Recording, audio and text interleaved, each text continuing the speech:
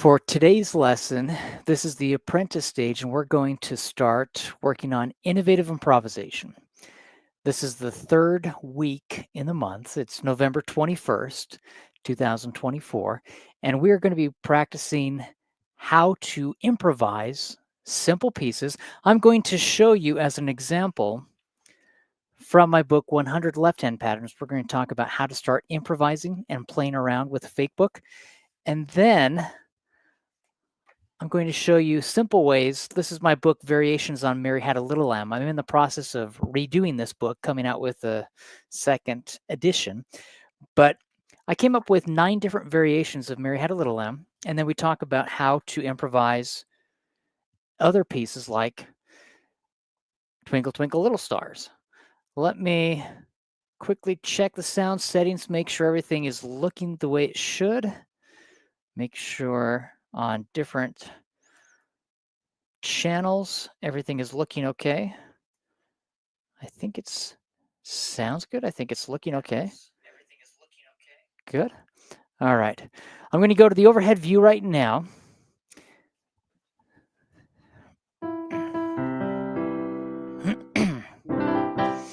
First off, what I'd like to talk about, when we are improvising, if I were to take a simple melody as an example, this is my book, Variations on Mary Had a Little Lamb. This was the second book I ever did back in 2006. This has been a while, okay?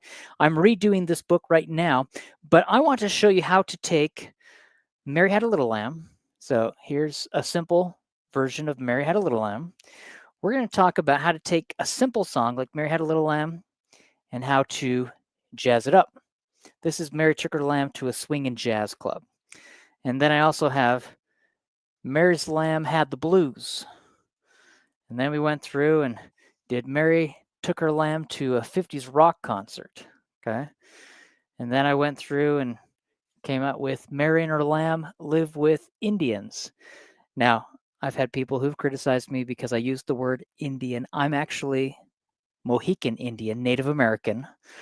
And so, but that's what we called it. I apologize. And then Mary's Lamb starred in a Western. And then we did Mary and Her Lamb Dance the Waltz right there. And then I did Mary's Lamb Meets Mozart. And then I wanted to call it Mary's Lamb Died, but my wife said you can't do that to Mary's Little Lamb. So I actually did Mary Took Her Lamb to a Funeral, and I put it in a minor key. And so we're going to talk a little bit about how to do that, but I'm going to use my book, 100 Left-Hand Patterns Every Piano Player Should Know. You can get both of these books on Amazon.com, the paperback. You can get the PDF books on my website, musicmotivation.com. But if I come in here to page 32, we actually have Mary Had a Little Lamb and Twinkle, Twinkle, Little Star in fake book format, where you have the right-hand melody and you have the chords written above, and then we fake it. As an example, if I were to play my version of, from this book right here, Mary Took Her Lamb to a 50s rock concert. Well, the left-hand pattern that you see there is doing eighth notes, and we're playing this. It's a perfect fifth interval, and we play 2 eighth notes. Then we play the major sixth interval, 2 eighth notes. Then we play the minor seventh interval, 2 eighth notes. And then we go back to the major sixth interval. Eighth notes, 1 and 2 and 3 and 4 and. That's all I did with this left-hand pattern that you see here. Now, the right hand, when I was playing it, I did this.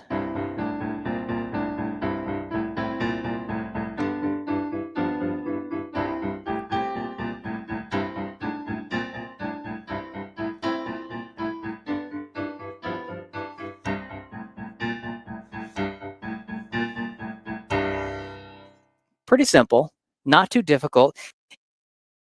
Mary Had a Little Lamb, and I want to show you how you can start to improvise and play around, take a simple piece like Mary Had a Little Lamb or Twinkle Twinkle Little Star and start to do this. Again, this was a 50s rock style. I showed you how I did Mary's Lamb Meets Mozart. Again, if I come back in this book right here, it's back over here. Mary's Lamb Meets Mozart. The left hand is doing a very simple Alberti-based left hand pattern where we do this.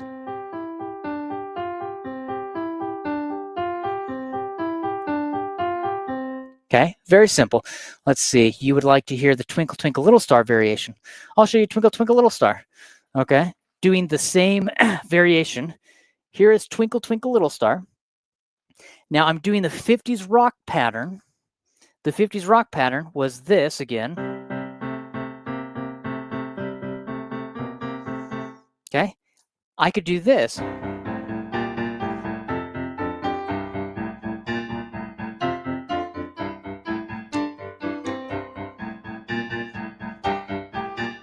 Now, when you have a quick chord change, just to let you know, sometimes the chords, you don't have time to go all the way up and down to play this.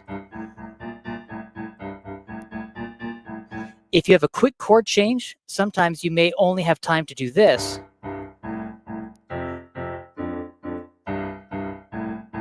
Where I'm quickly moving from the C to the F and then back to C.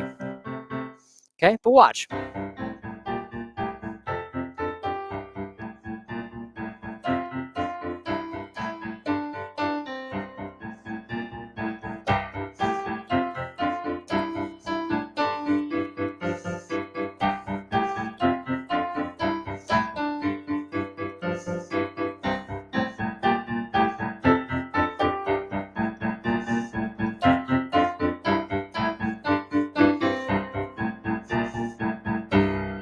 Do you see what I do with my right hand? Instead of just doing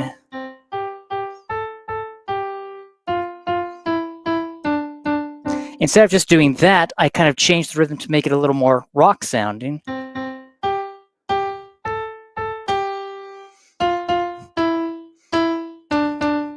I'm just changing the rhythm.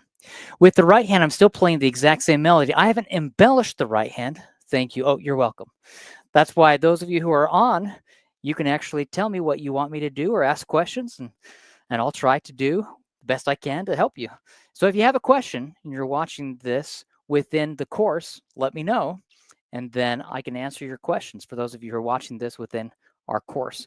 So let me show you, as I'm playing this, Twinkle Twinkle Little Star, you could embellish it. You could do more with the right hand. You could make it sound quite a bit more intriguing. But with the left hand, I'm doing the barrel house blues simple left hand pattern. It's a 50s rock. Remember, we have eighth notes.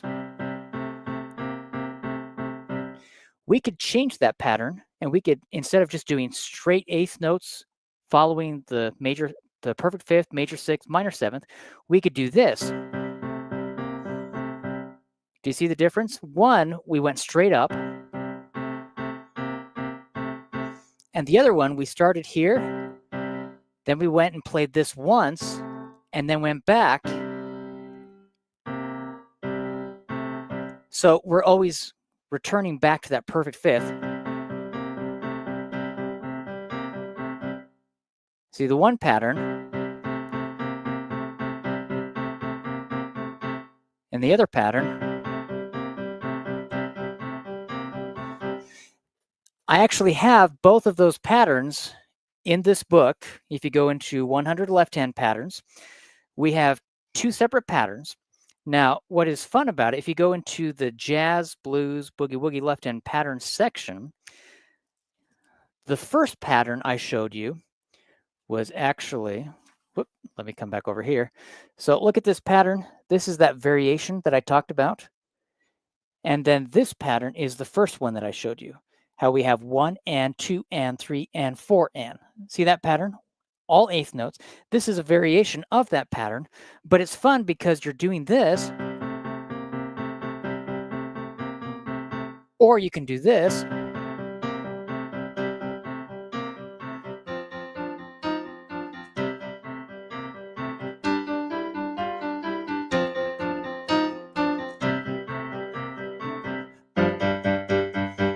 It's kind of a fun pattern. If we go back in the fake book to the children's song section, Twinkle, Twinkle, Little Star, let me show you both different variations with that left-hand pattern. The one we just did,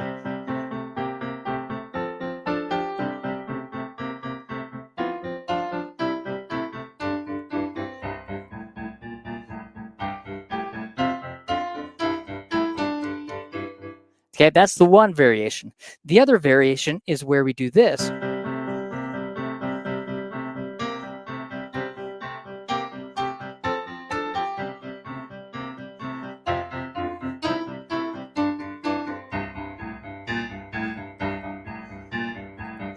I'll play it down here. I like to give myself a little more room.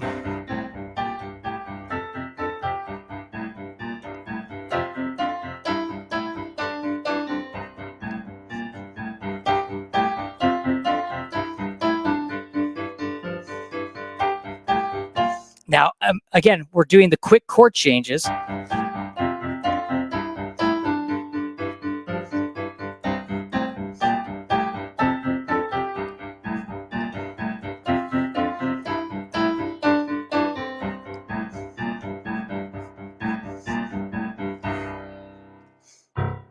It's just a fun left-hand pattern that you can do. Again, not too difficult. It's a very simple left-hand pattern. If we go back to the variations on Mary Had a Little Lamb, when I was talking about how I took and played around and did some different styles, let me show you as an example. This is Mary's Lamb meets Mozart. The left hand is doing an Alberti bass left-hand pattern. This is the Alberti bass left-hand pattern. We're using the 5 notes from the C major pentascale. Essentially take the C major triad, the chord. We're going to break it apart.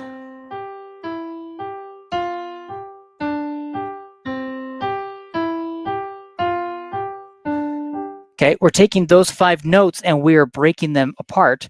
In here, let me go back in this book. I kind of show the left-hand pattern, okay? C, G, E, G, D, G, F, G.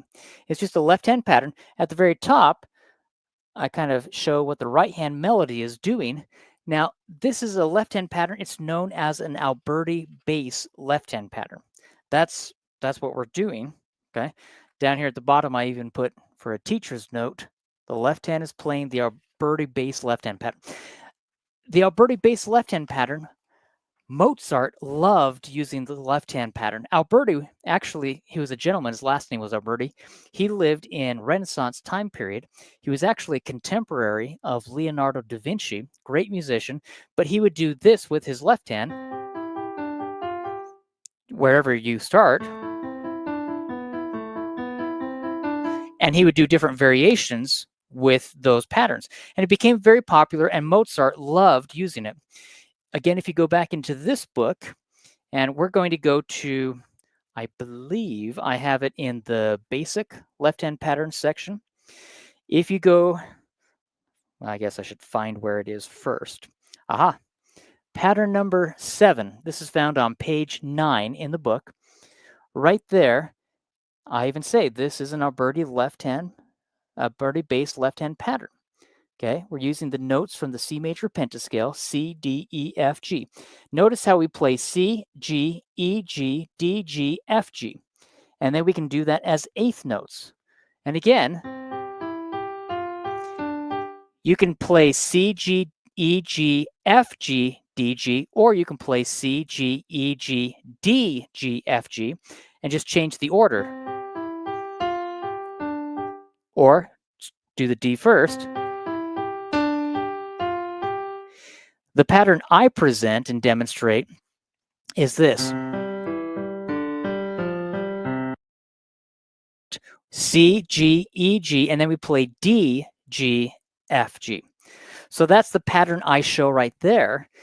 Now in Mary Had a Little Lamb, if I go back to this Mary Had a Little Lamb right here, you can see I'm playing C, G, E, G, D, G, F, G. I'm going down to the D first after I break apart the C major triad. So this is Mary's Lamb meets Mozart. Let me play this for you. And then I'll show you how you can do the same thing with Twinkle Twinkle Little Star or any other piece. We start with both hands up in the treble clef position. Is written, notated here in the book, but it's played up here.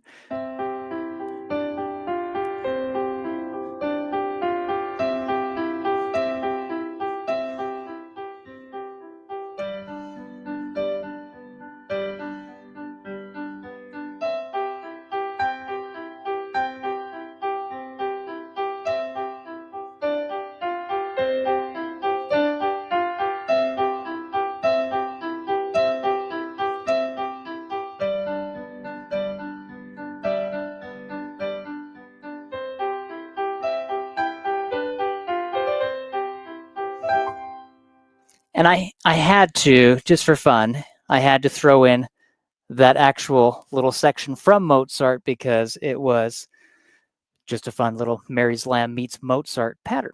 Now you can do that with Twinkle Twinkle Little Star.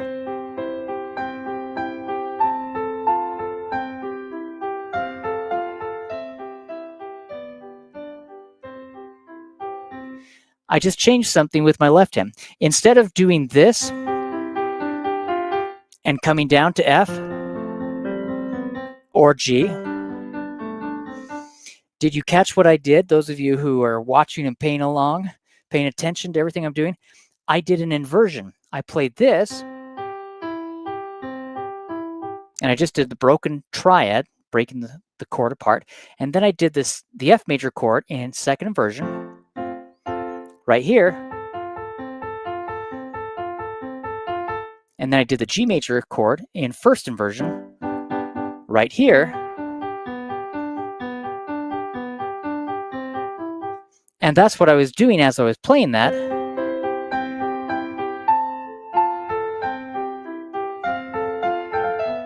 Now, you can play around with this and do whatever you want. Right now, just so you know, what I am doing is I am using the 100 Left-Hand Patterns book, and I'm just looking at this. I'm following the chord progression right here. When it says the C, my left hand is going to play the C major triad and just break it apart. Then when it said F, I'm going to take the F major triad, again, or inverted, second inversion, and then I went back to C. Then I played G, first inversion, and I'm just playing Twinkle Twinkle Little Star.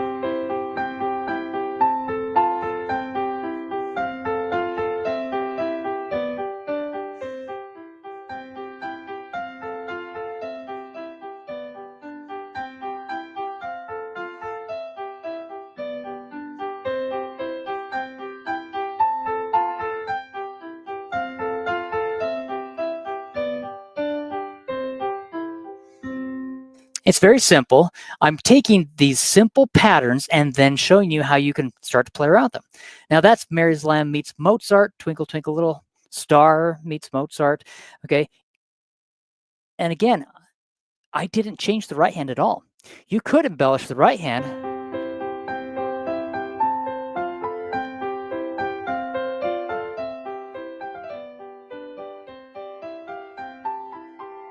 You could really embellish the right hand all you wanted.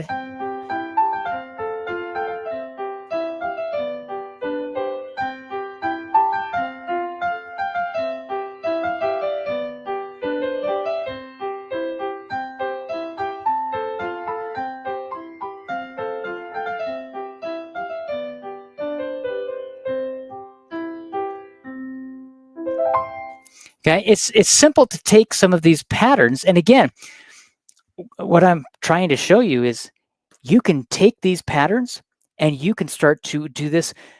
Again, the reason why I have my 100 left-hand patterns book in the Essential Piano Exercise series is because I show you 100 left-hand patterns, and then we have 100 songs in fake book format. Okay, I could do that with any of these. See that? I could do Pop Goes the Weasel, Eensy Weensy Spider. Let me show you with Eensy Weensy Spider. This is in 6/8 time signature. This pattern, or if I do the full pattern, That's in 4/4 time signature. Always stick with the pattern and then modulate or change the rhythm of the melody to match the pattern. So if the pattern is in 4/4 time signature, I can still play a song that is in 6/8 time signature, but I'm going to play the left hand pattern in 4/4 time signature, and I'm going to change the rhythm of this to match the 4/4 time signature. So ordinarily it would be 6/8, 1, 2, 3, 4, 5, 6, 1, 2. It's as if I'm in 6/8 time signature.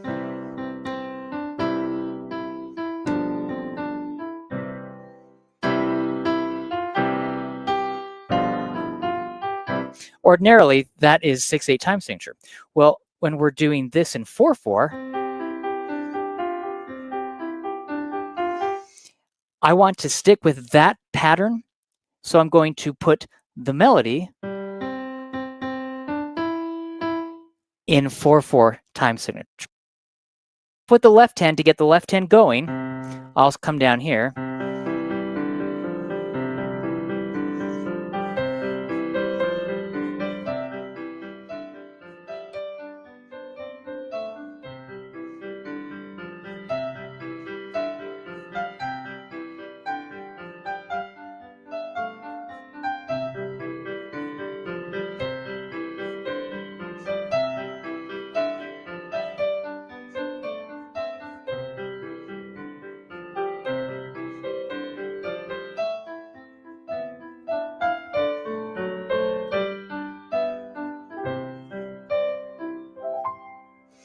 Now, I did not play that in 6/8 time signature.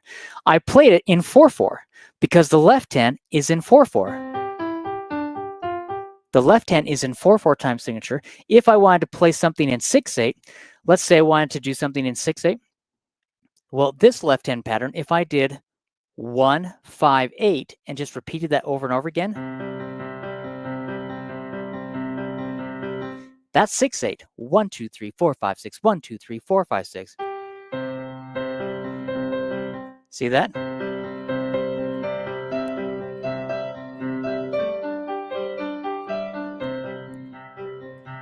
And then you can play and keep that 6/8. 1, 2, 3, 4, 5, 6, da, because you're playing along.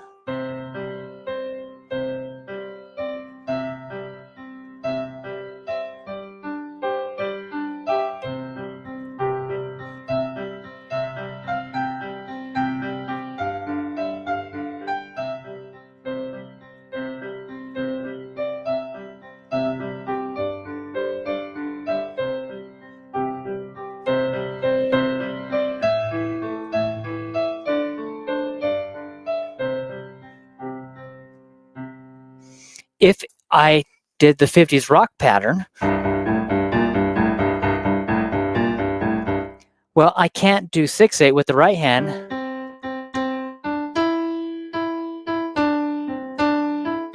Now I have to put this in 4/4 because this is in 4/4 right here.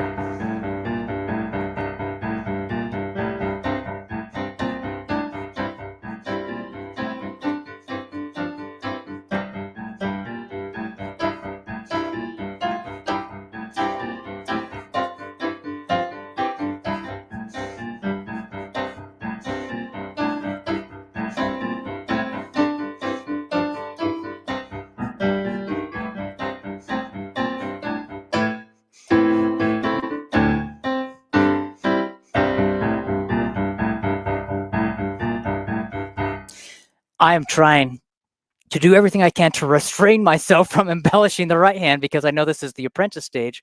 So I'm trying to keep it simple. It's tough sometimes for me to pull back and really simplify because I just want to add 1,000 notes with the right hand. But that's what I'm doing right here.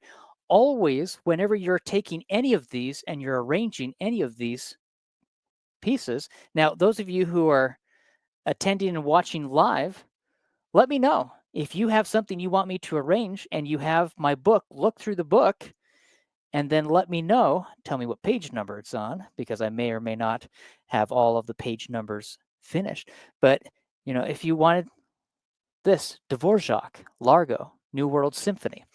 I've embellished and done this in a New Age style before and played this, but if we wanted to do this with that left-hand pattern, again, this is more of, it's the Alberti-based left-hand pattern, but it's kind of a Mozart style because Mozart did a lot of pieces in that style. Now, Largo, New World Symphony,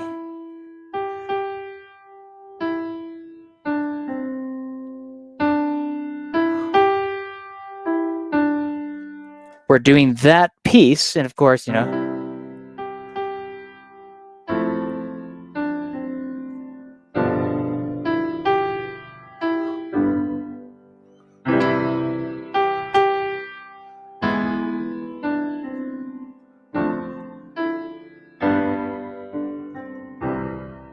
well, if I did a left-hand pattern,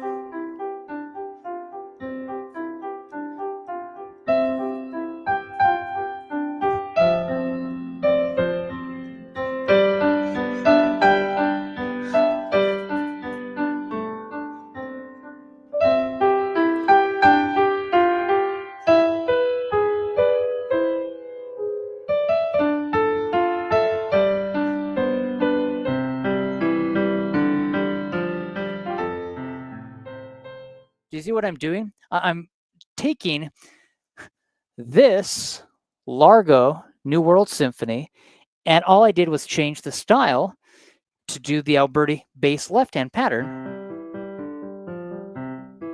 What if I wanted to do this, or this? Now, that would really change the style.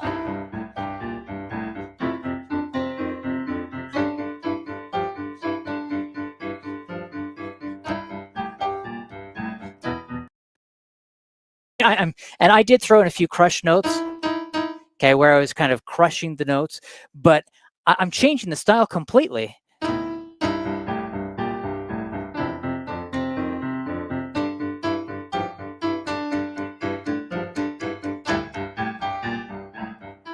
And that's all I'm doing with my left hand. Now, if you noticed, I don't know if anyone paid attention, I'm following the chord progression here.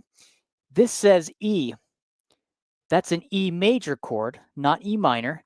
The E major chord has a G sharp. So I need to make sure that that is included. That's why with the right hand, I could do this, playing the chord.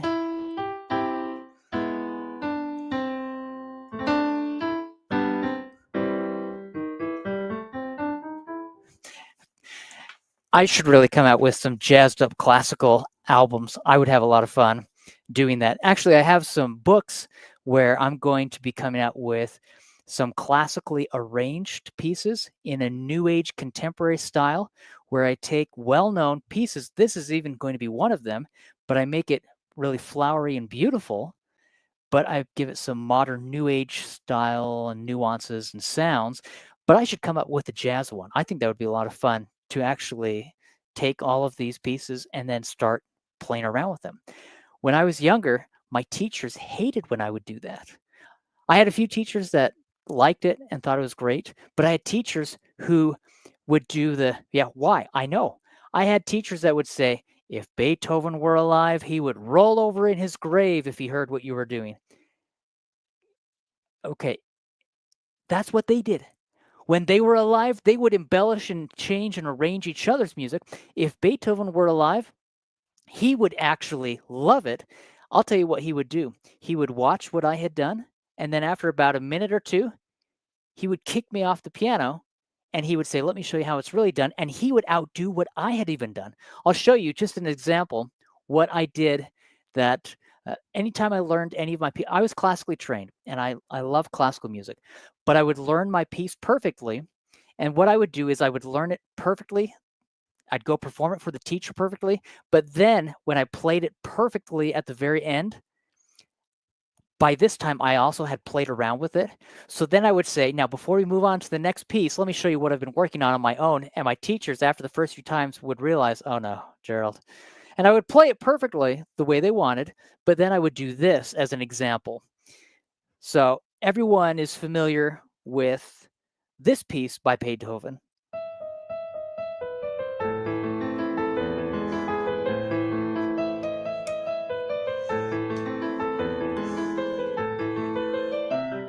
Okay, you're all familiar with that piece. You've heard that piece before.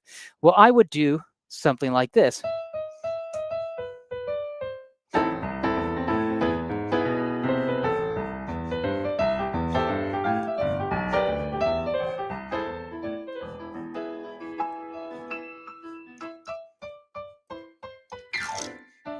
Let's see. And I would start to kind of just embellishing and just have fun.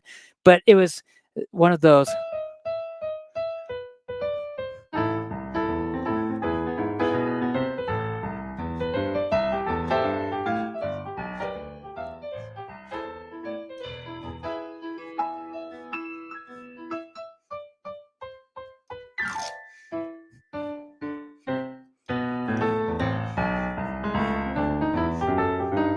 And I would just go to town, and it's great just to be able to embellish and play different styles and different sounds, and it's fun for the students. It's fun for the students to learn how they can take a simple piece and they can actually play around with it. That is what is so great. I want them to be able to play it as it is, but then I want them to be able to play around with it. I just looked at the time. I need to start the Maestro stage, but work on these. Let me know if you have any questions. You can log into your account and rewatch these videos within the course site. But let me know if you have any questions. And we're just going to start doing Maestro stage right now in just a minute. Thanks so much. Hope you guys have a great rest of your day. See you later.